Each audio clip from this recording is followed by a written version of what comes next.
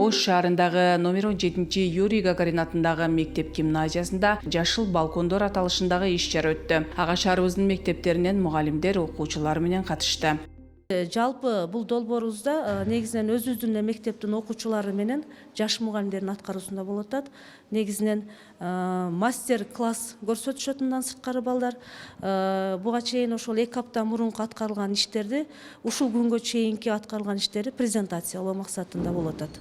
Мындай иш-чаралар мектептердин арасында байма-бай өткөрүлүп турат. Буга чейин жогорку класстар арасында өткөрүлүп келсе, бул жолку иш-чара төмөнгү класстар арасында биринчи ирет уюштурулуп жатат. Буюрса, мындан ары да улантабыз дейт уюштуруучулар. Сентябрдан дагы азыр шаарда жашыл балкондор, жашыл бакча багман деген иш-чаралардан өтүп жатат.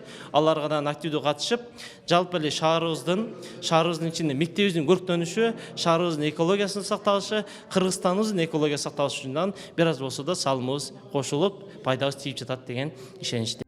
Жашыл Мурас командасы бул сынакка буудай өндүрүү тапшырмасын алышкан. 2 апта мурун айтылган тапшырмага активдүү катышып, 1 жума ичинде буудайды өндүрүп, андан башка да этаптардан ийгиликтүү түшкөн. Бул өткөрүлгөн иш-чаранын негизги максаты коомду жашылдандыруу болуп эсептелинет. Азыркы учурда өзүбүз эле көрүп жатабыз. Айлана чөйрөдө жашылдандыруунун ордуна таштандылар көбөйүп кетти. Балдарга негизги үйрөтүүчү нерсе магазинден өзүнө зыян нерсени алып жегенден көрө өзү химикатсыз нерсени үйдөн өстүрүп жеген жакшы деген максатта.